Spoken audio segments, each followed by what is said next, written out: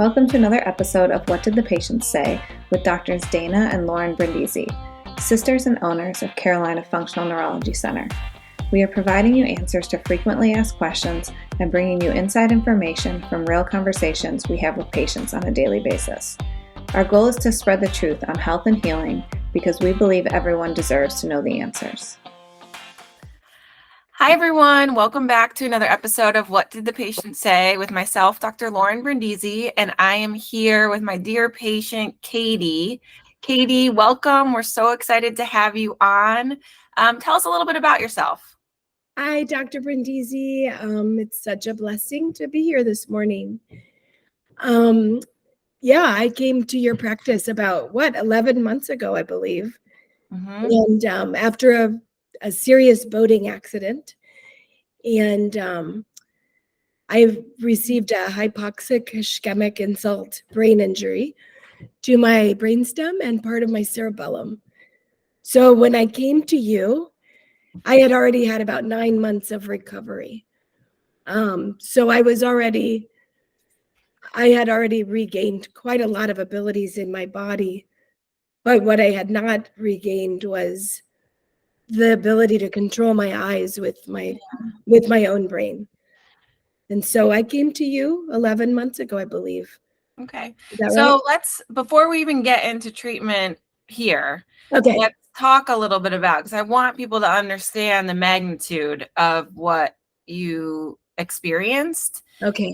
And even before you got to me, how much progress and things, you had to relearn so much. Yeah. So can you paint that picture a little bit? How long were you in the hospital? What kind of functions did you not have? Sure. And how long did that take? So the accident was on June the 13th of 2022. And I had it was a very bizarre thing where my lungs got filled with fluid, like water, because I almost drowned and died, but I didn't. And so just like a mom, I was thinking about everybody else that day and not even really acknowledging that I was full of water. And I actually didn't go to the hospital that day. So my actual brain injury, this is a lesson I hope to everybody listening. If you're ever in a situation where you get filled with water or you might be full of water, definitely go get checked out, because I didn't. And I ended up drowning in my sleep, like a dry drowning type of a situation where I lost oxygen for, they think, probably 10 minutes. And I woke up, and this didn't happen until 6 days later, which is pretty remarkable. But all that week, I definitely was struggling to breathe and struggling for breath, but I thought I was having altitude sickness. And so I sort of just dismissed it. And that tells you a little bit about myself. I've never been sick really too much. I have had different things. I guess never sick enough to really go to the doctor in my mind, too much. And so, sorry, I still have some vocal issues. Just 1 second. That's okay. Take your time, and I can always hop in. So I when I lost that first initial morning, my eyes immediately had separated. They went one direction and the other, and I just couldn't get them to come together. My whole world just started swirling, and I very, very quickly lost the ability to do everything. All I can say is I couldn't even breathe without oxygen. I lost the ability to breathe. I'm sorry, only when laying down. I could breathe if I was standing up, but whenever I would try to sleep, I lost that ability to passively breathe. I couldn't walk. I couldn't lift my arms. I couldn't eat, swallow. I've lost a lot of voice ability, but not initially. That actually didn't happen until, remember, we had that second incident after my airplane ride. But anyway, it's been a very, very long journey. I lost all feeling in my body, and I basically had to relearn how to do everything, absolutely everything. I don't have health insurance because we're one of those people that just never been severely sick. I know that sounds crazy. So I actually didn't go to the hospital, which I know sounds crazy.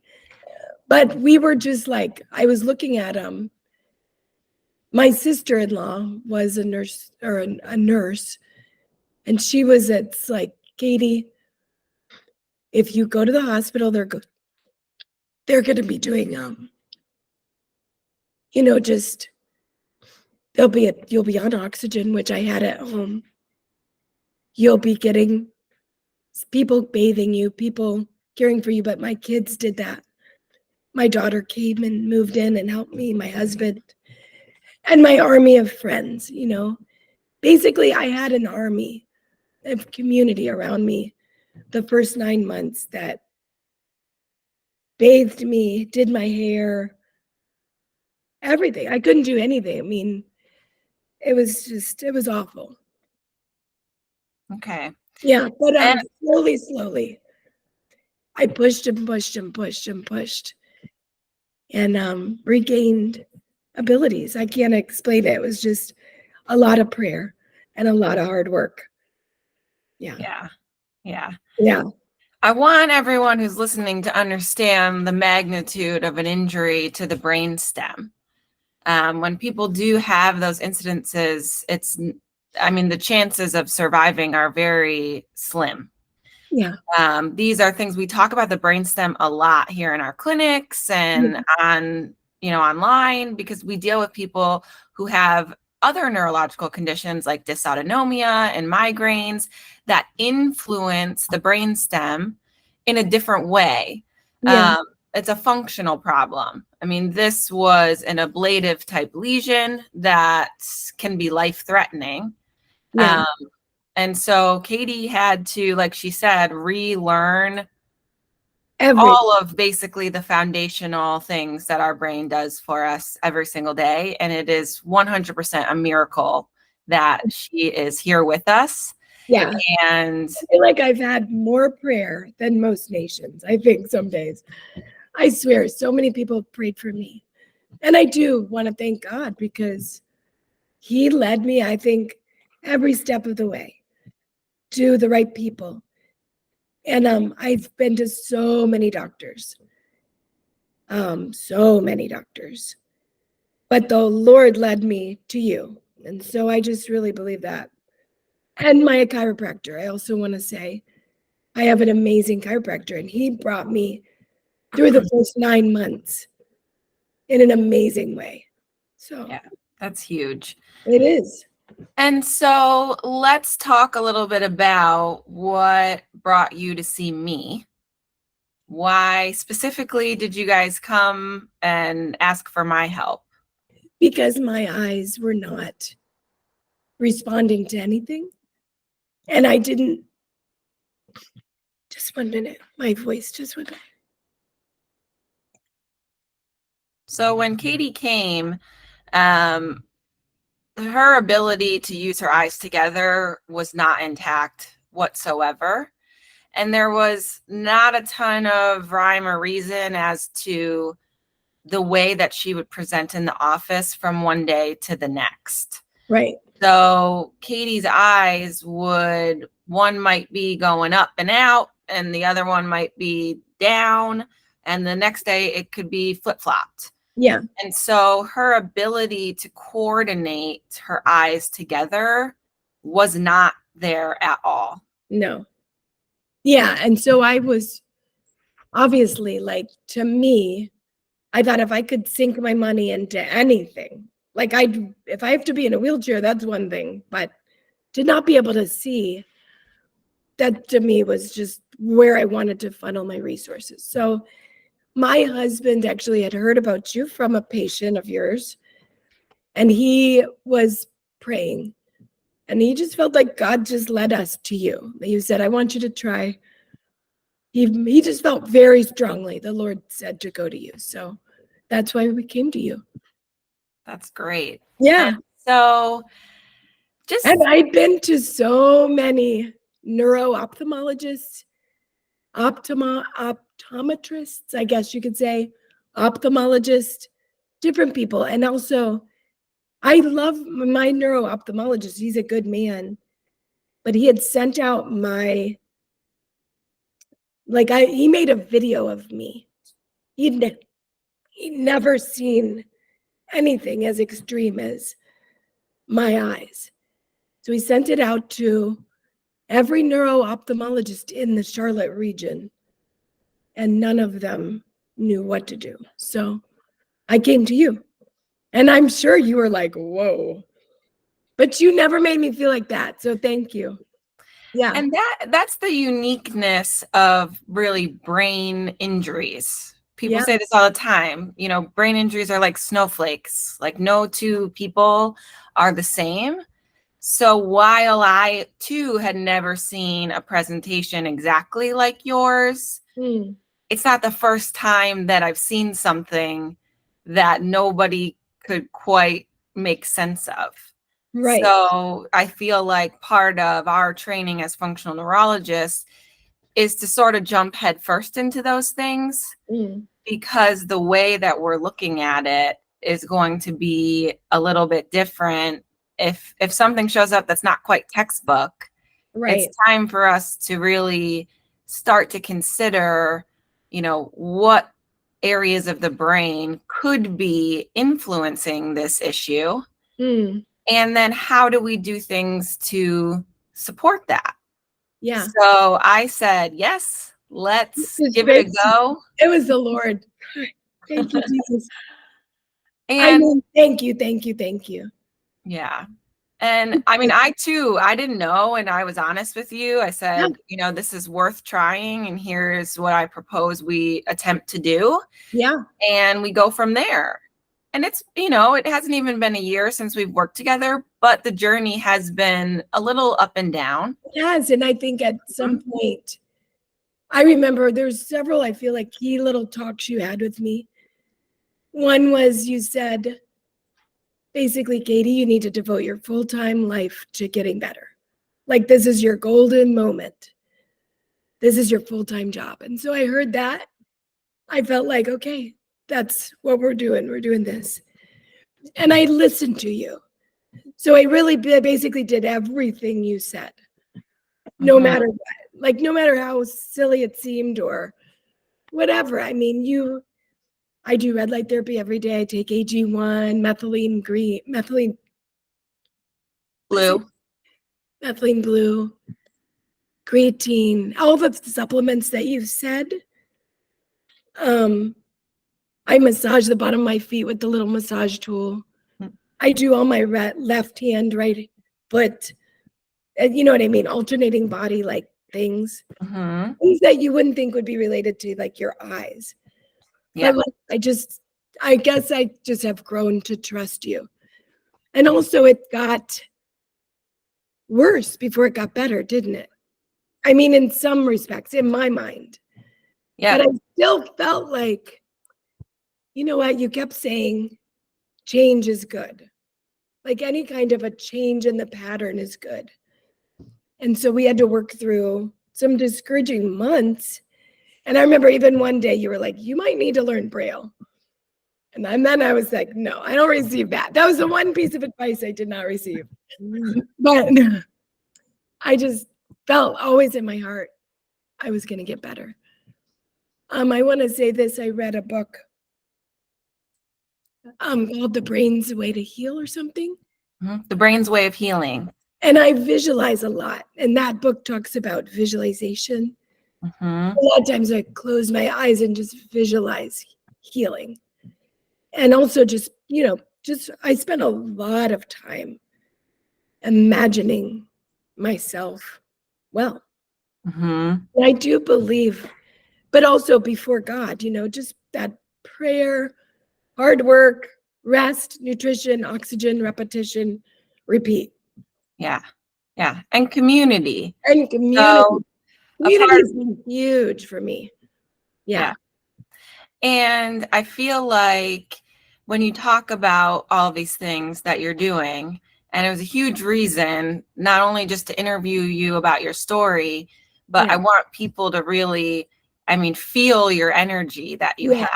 Yeah. And you have, while you have come in some of the worst situations, you always come into the office, even on days you really don't feel good, you still have an uplifting and a lighthearted energy.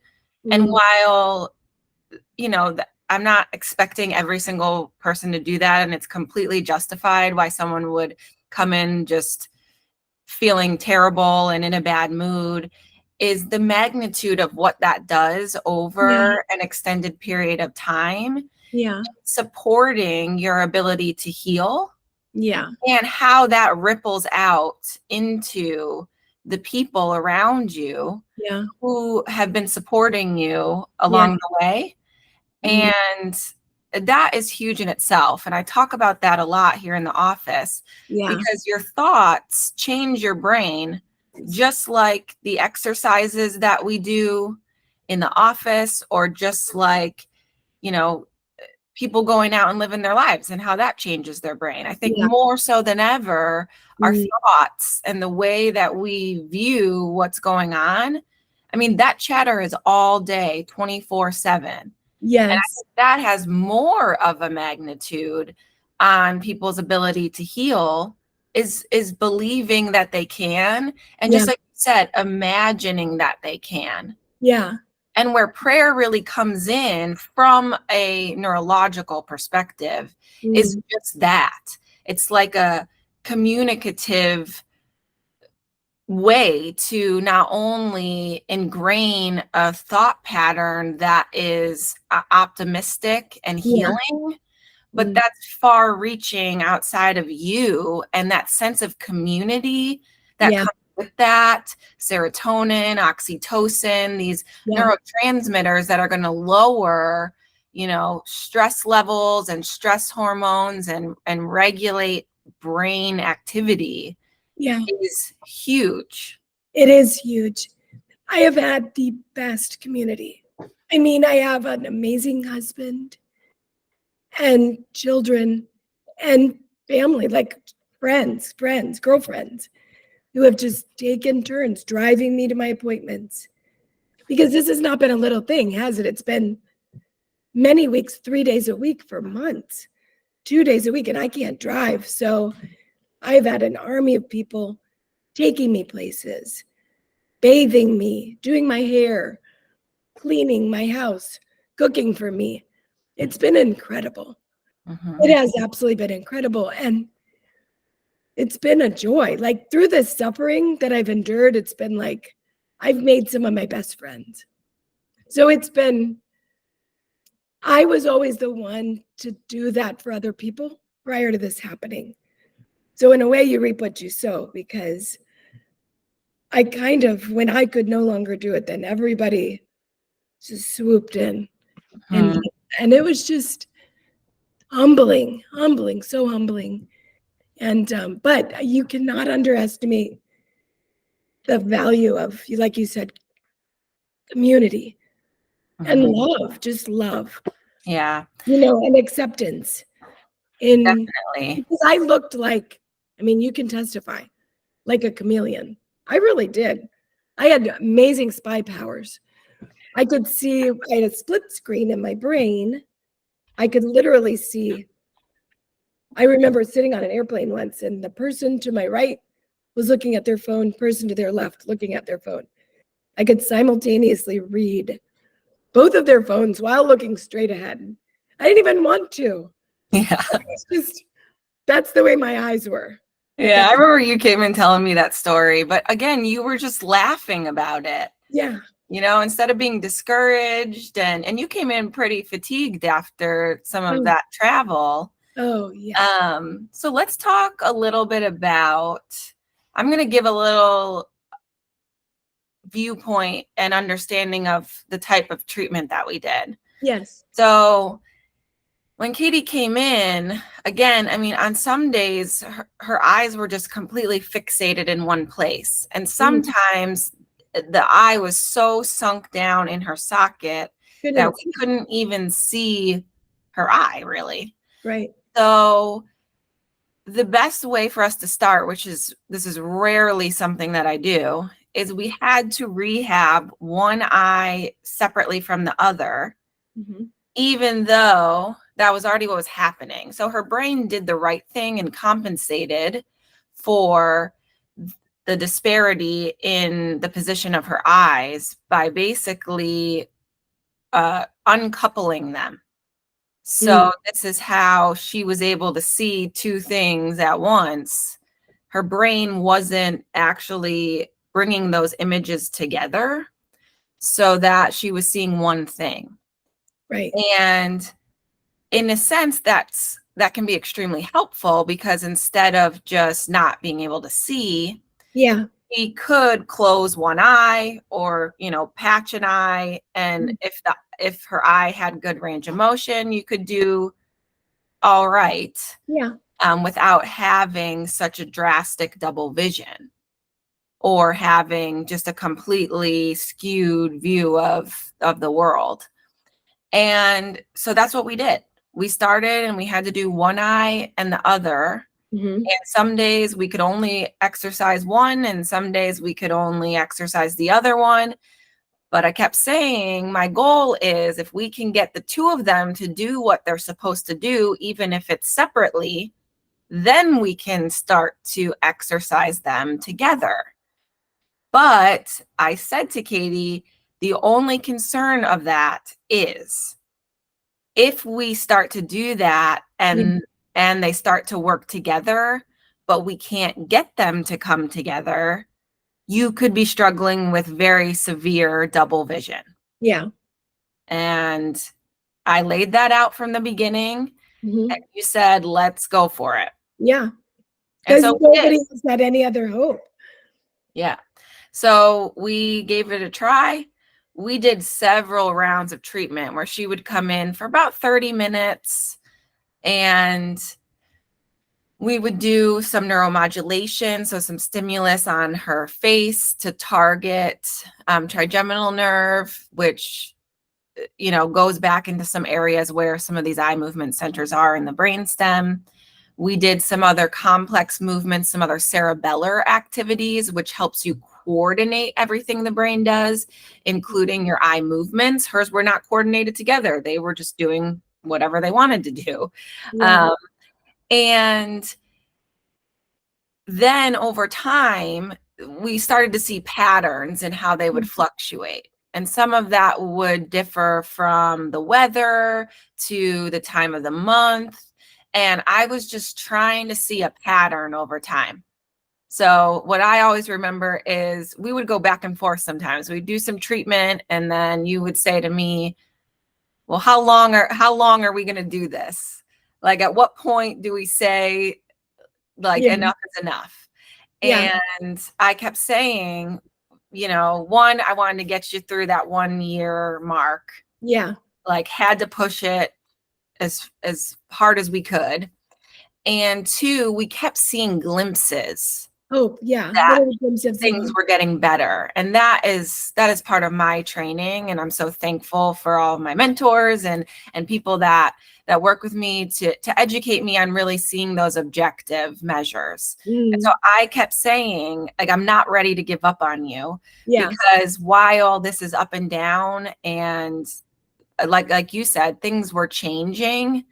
I was happy with that. Versus it just staying stagnant and us not being able to manipulate it at all. And then there were moments where your eyes would come together. And we kind of did this dance for, probably 7-8 months. 10 months. But recently, along with hyperbaric. So we've done several rounds of hyperbarics and we've been increasing that frequency. But at first it was very hard for Katie to tolerate the hyperbaric chamber. She had a lot of weakness in her body and her ability to get in there. Her husband, who's very tall, had to basically lift her into the hyperbaric chamber. And out of it. We had to have a whole team of people getting her in and out of the hyperbaric chamber. But in the last couple months, month and a half or so, So Yeah. what has happened recently for So you? actually it's been 2 months now. They just started to respond to my brain. Like, my eyes just started to come together. All I can say is, like, I just woke up one day and they just were responding to what my brain was telling them. That's Yeah. all I can say. It just happened. And I will say this, I had gone away to receive prayer for a whole week for healing. And so I really want to give God glory at this point because it's both. I always told Dr. B, I think we're body, mind, and spirit, right? So I told her we're partnering with the Lord, right? It's you, me, Jesus. And so I really believe that at that point, I got a little miracle or a big miracle, I think, too, because it was like something shifted right after that, where I just all of a sudden started to notice that my eyes were trying to come together. Like, so from that point on, I still need you. It's like I still have this dependence on you. And not even till today, you can see I squint.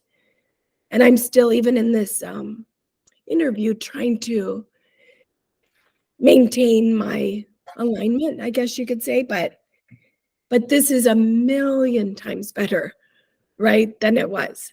And every day it's getting better. Yeah, and we're seeing some new patterns. So yeah, now versus maybe having a day or, two here and there. I think maybe the most that you had alignment was like 10 days, and that was months ago. Yes. Now we're going on where it's 2 months and you are staying.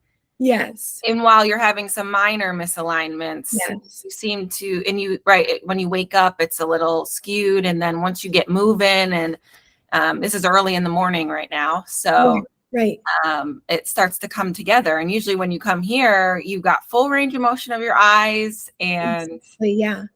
it's exciting. It's so exciting because, I've really surrendered my eyes. I thought, well, I might be legally blind, but I'm so thankful. I could cry. I mean, really, it's just every day feels like a miracle. Yeah, and you are, Katie. I mean, I wanted to bring you on here, and I want people to watch this because you're truly an inspiration. And I am honored to be on this journey and honored to have helped you in some capacity, but even my role is small in the magnitude of the amount of work that you have put in and how you have persevered over the challenges that you have gone through in the last couple years. It's just, I mean, you inspire me every single day. And I hope that those listening can feel that too. Yeah. Well, thanks be to God. And also, like I said, my amazing team. You, my Dr. Musacho, my chiropractor, he has helped me tremendously also. But I am a huge believer now in hyperbaric chamber and in red light therapy, which I do every day. And I can tell the difference when I do it and when I don't do it. Yeah. Again, I directly feel a difference in my eyes. So everything that I feel like, God's given you a lot of wisdom. You're young. I always tell people, you got to go to Dr. B. If you have anything weird, just go to her, because I feel like one thing I really appreciate about you is that you're not willing to give up. You've got a little bit of it must be the Italian in you or something. You don't give up. And I appreciate that I think you're a researcher and but I feel like you're realistic. I don't feel like you ever promised me anything, but you were willing to try. And I want to say thank you, because I feel like, forever till I die, you'll be one of my heroes. Because everybody told me the eye therapy won't work. All the neuro-ophthalmologists that I saw, they didn't think it would do anything. And they just didn't know. I don't blame them. They just didn't know. But I just want to say yeah, God can do anything. And, but you have to work sometimes, right? You got to work hard. And yeah, I would encourage anyone to come to you with double vision or any kind of brain injury. Yeah, I feel like those tools and resources, and you've even been my chiropractor a few times also. Mhm. So yeah, it's like really your skill set is incredible. Yeah, and your wisdom. Thank you. You're welcome. Yeah, you're I appreciate incredible. that. So before we kind of wrap up here, any other advice for people, outside of our clinic, just with everything you've been through in the last couple of years, is there anything that you want to say to people who maybe feel like they're really struggling and they're losing hope? I would just say that I think that you have to have a practice every day of gratitude for what you can do. And I really believe in that. There was some days when I felt like there was not much I could do, but then I always would practice gratitude and practice gratitude. Imagine where you want to be with God. I believe that, just invite him to help you. And then sometimes if you're very sick, it's easy to be very cranky, but that doesn't do you any good because then it makes the people around you miserable and less willing to be helpful. So I think also being thankful to everyone God puts in your life to help you. Just really, really try hard to have a good attitude and be thankful because that benefits you also in the end. And then I would say rest is super important and to give yourself grace as you're sick, to rest, focus on good nutrition, don't fill yourself with junk. Repetition, if you can't do something, keep trying, and repeat and repeat and repeat and repeat and repeat. Because I believe that, at least that's been my story, basically from the very beginning, whatever I could do, I would not allow people to do for me. And whatever I could not do, I kept trying to do until I could do it. So I think rest, repetition, nutrition, and I'm a believer in oxygen. Oxygen is super important. It makes me feel better every single time I go in the hyperbaric chamber. I see little improvements. Even in my speech, which is one of the last holdouts, I was only speaking in a whisper, 3 months ago? So this is actually, I know I sound like I smoke a pack a day, but I promise I don't. But it's getting better and better and better. So rest, repetition, nutrition, oxygen, repeat, and prayer. That's my advice. Yeah. Well, I'm going to let you go. I can see your eyes are fatiguing a little bit. So I want you to get up and get moving around and get ready for your day. I know you jumped right on here and being on the computer can be a little tough. So thank you so much for coming on. So much. And we'll see you soon, Katie. God bless you, dear. Have a good day. Bye-bye, honey.